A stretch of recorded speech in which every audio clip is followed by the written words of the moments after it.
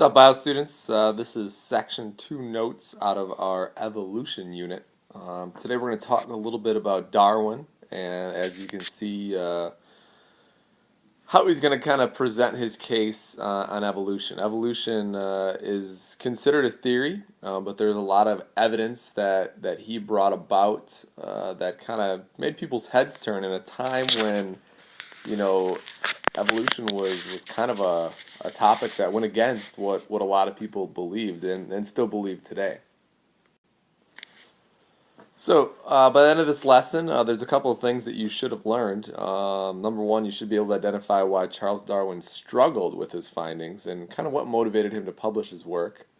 Number two, how does fitness impact the ability to survive? Fitness is going to be a vocab word today.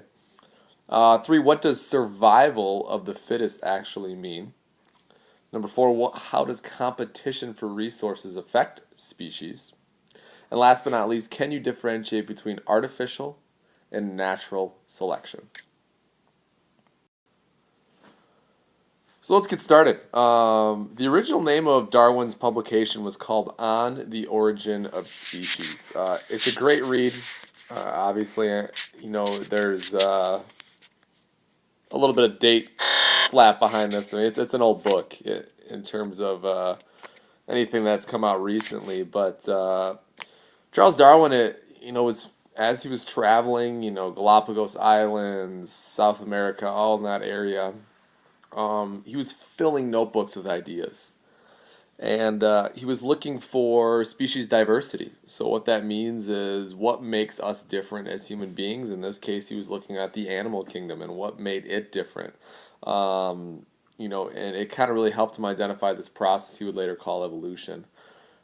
Most people really don't realize that he was kind of stunned and disturbed by his findings. Like I said before, this is a topic that even still today, people struggle with because it goes against a lot of scientific beliefs, fundamental religious beliefs, and a lot of people don't realize that he was stunned. He was disturbed. He didn't agree with them, but the proof was kind of in the pudding for him with what he saw. And because his beliefs were challenged, he struggled to publish this stuff. I would too. You're going against years of scientific and religious data, and you're going to say something that's completely negates what that says. As a scientist, that's a huge risk.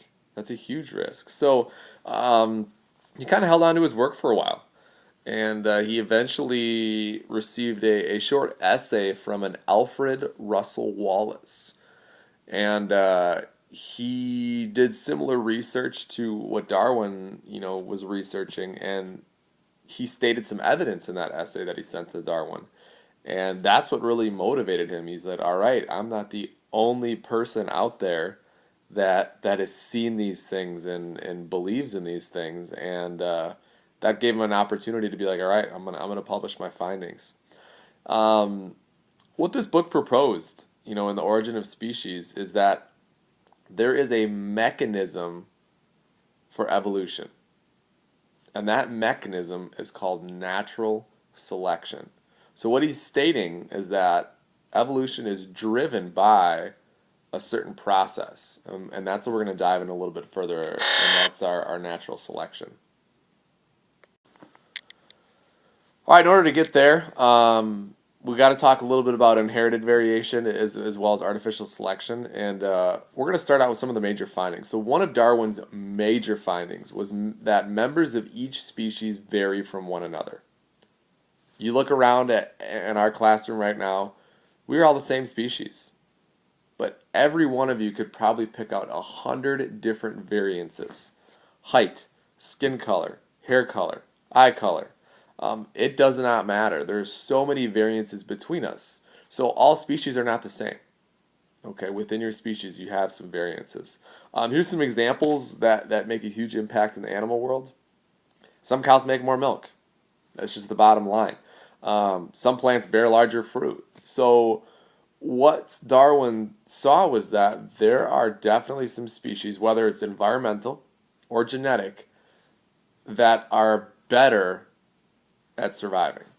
Okay, so like I said, these variances can be genetic, which means that they're inherited from one generation to the next, or there could be some environmental aspect to it. But if there is anything inherited, artificial selection, and this is a big word, artificial selection, can be described as nature providing the variation and humans selecting the variations they find most useful. So what that means is, if your job is to make milk, you got a dairy farm and you got to make milk, and for every gallon of milk that you make a certain profit. If you got a cow who's making a ton of milk and it's increasing your profits because she's making more milk in one day, which means that you're making more milk in 1 week, in 1 month, in 1 year. You want that cow to have babies. That's the bottom line. So as humans, we are going to artificially select that cow, and we're going to say, hey, let's breed that cow so that we can increase the chances of that genetic variation moving from generation to generation and making it more useful for us. One common example is that, and these are all things that as a kid, I definitely hated eating. I can't eat kohlrabi. I can eat Brussels sprouts. I love cauliflower and broccoli. Kale is an ongoing struggle. But all of these plants that we have here have actually been selected from one ancestral species, and they think it's derived out of wild mustard. And which is kind of unique because that just means that we have selected for all of these things. And now we have multiple vegetables that we are now proliferating and growing and basically eating. So it's kind of a cool process for us to artificially choose things that we want, breed them, and make more of it. So one of the big topics in Darwin, and if you come out of this note section and you grasp anything, it's natural selection. And it's the fact that, we don't see it, but a lot of animals every day in the animal kingdom are struggling for existence. Plants are struggling for existence. And Darwin was convinced that a process like artificial selection worked in nature. And, members of each species are constantly competing for food, living space, other necessities. And, there has to be a give. There has to be some competition. And, a lot of this competition, is driven by high birth rates. That is going to be, I feel like, a serious issue for our species. The amount of people living on this planet is increasing exponentially daily. That's a big deal. And, carrying capacity of our planet, we don't know yet. But I think a lot of people would agree that if people are starving in our country, which, shocker, there's people starving, we have a competition for resources. We are beyond our carrying capacity. Which means that those that can get those resources better, people who have money, people who have farmland, whatever, they're going to survive. And this competition is also driven by a shortage of life's basic needs. Clean drinking water, another huge problem. Do we see it in Sheboygan Falls, Wisconsin? No. Does it exist in Wisconsin? Yes. Does it exist in the United States? Absolutely. In the world, you bet. So competition for resources is a big component of artificial selection. But what does this mean? Well, if we break it down into predators and prey, I don't know how many people can see this, but if you look in this picture up here, that's a giraffe. That's an owl. If you didn't see that. But predators who are faster or have a particular way of ensnaring prey will survive. Whereas from a prey aspect, the prey that are better camouflaged or protected will survive. So breaking it down into predator and prey relationships, natural selection basically says if you can survive and you can find food, you're going to live. Pretty straightforward. So another big, I guess you could say, statement that Charles Darwin has made in his time is something called survival of the fittest. And we're going to start out defining a word, saying that word is fitness. Fitness is described as the ability of an individual to survive and reproduce in its environment. So, key things to know. Number 1, individual. Number 2, survive, which is eat, sleep, drink. and reproduce, so you can proliferate your species. That's what fitness is. Darwin proposed that fitness is a result of adaptation, which basically means that over time we've adapted things like opposable thumb. And opposable thumb has made us survive better and reproduce better and increased our fitness. A lot of times these adaptations are inherited characteristic that increases an organism's chance to survive, meaning that we pass them down from generation to generation. Successful adaptations will survive in a species, and unsuccessful adaptations will cause extinction. It's a bottom line. So you might have an adaptation that to an environment, a physical trait that you have as an animal or a plant, and that causes you not to survive. It's doing you nothing. A great example in humans of an adaptation that we do not need, or what we classify as a vestigial structure, the appendix. The appendix, at some point in time, was created in the human body or adapted in the human body, and we have no purpose for it. Does that mean we're going to extinct because of it?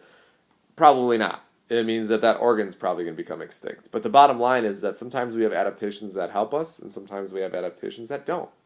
Survival of the fittest basically means that your adaptations will help you survive and better compete for resources. That's the bottom line. And natural selection as compared to artificial. Artificial is us selecting the best thing. Natural selection is described as a change in the inherited characteristics of population, which means that we are changing what is being passed on. So if you have 3 human beings and you generate an adaptation, let's say that adaptation is your thumbs are pointier, which allow you to text better. And texting is going to be the big thing that saves us in this world. The one person who has that's going to have a better chance of living. Those other 2 who don't have it are going to die.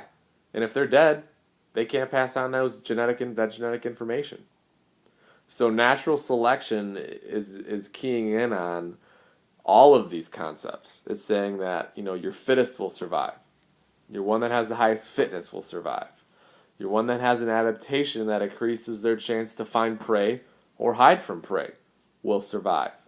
And if they survive, that genetic characteristic that they have that helps them is going to be passed on, while the others will perish.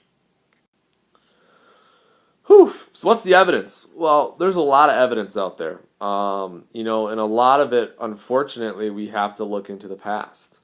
We can look at some current things now, but a lot of it is looking at the past. And Darwin argued that living things have been evolving on Earth for millions of years. The bottom line is it takes time. A lot of people think that evolution is something that can happen overnight. It cannot. It's something that can't even happen in our lifetime. It's something that has to happen over millions of years.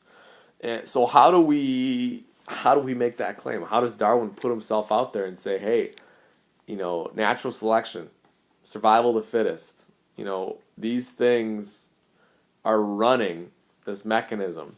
How do we prove that? Well, number one, we're going to look at fossil records. There's a lot with fossil records where we can compare older and younger fossils that showed physical adaptations. An example you can look up top is, we have, this would be classified as a nautilus. I don't know if you remember that. But here's an underwater crustacean-like creature. And if we take a look, we see that creature actually change over time. I know it's not anything significant, but it kind of curled up its head into I don't know, cinnamon roll. But this is comparing older and younger fossils and seeing physical changes. We do not have the same animals here today than we did millions of years ago.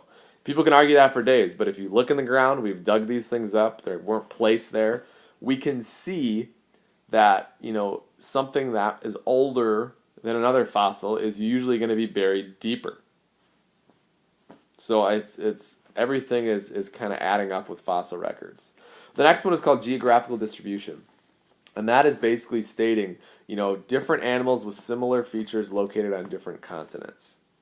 So, here we have different animals that contain kind of the same process or same physical traits. We have armadillo, an anteater down in South America, a pangolin, which is in Africa, and a spiny anteater in Oceania, which is down in the Australia area. All four of these species live on different continents, and they are slightly different in physical structure, but pretty much do the similar things. So they are in the same species, but yet completely look different based off of the environment you're in. Environment here is a lot different than here. It's a lot different than there. It's a lot different from there. So we are looking at a species that has adapted to its climate, has adapted to its environment. We can show that.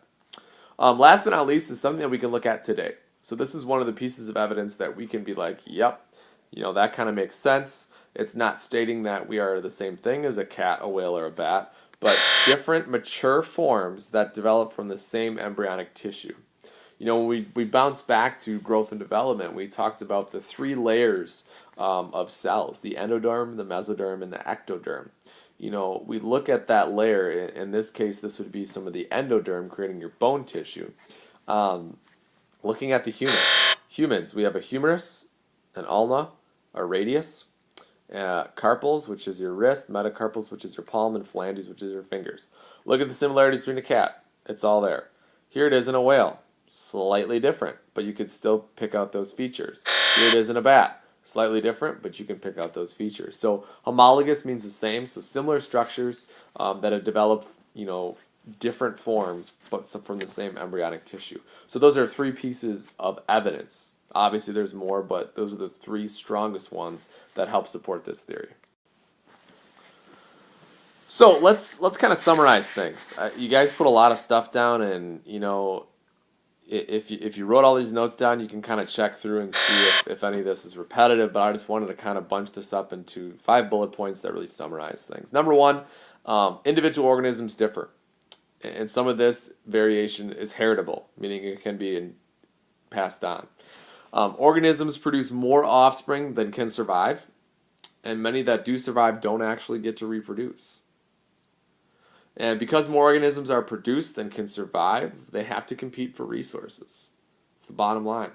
Organisms are unique and have certain adaptations that benefit their fitness. And they have some that don't. Remember, fitness is all about survival. And last but not least, species alive today descended with modification, which means they were passed on their genetic information with changes from an ancestral species, and fossil records, geographic distribution, and homologous structures will all prove that. So that's just kind of a quick wrap up of where we're at. These are some of Darwin's major points. Again, this is just kind of stuff you got to understand, got to get that vocab down that really help signify what Darwin was trying to prove.